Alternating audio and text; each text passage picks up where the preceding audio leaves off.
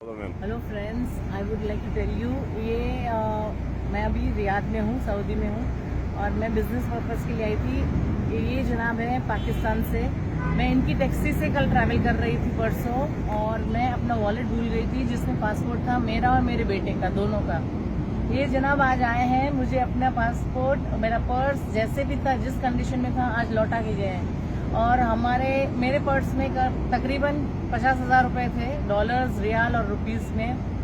वो भी ऐसे इंटेक्ट हैं। 8 से 10 कार्ड्स थे, वो भी ऐसे ही हैं। और जो हमारी सोच है, पाकिस्तानी है या मुस्लिम है, वो सोच सिर्फ हमारे अंदर भरी जाती है, ऐसा है नहीं।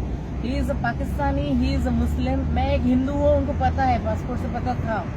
उन्होंने मुझे ढूंढा है और मुझे लौटा है।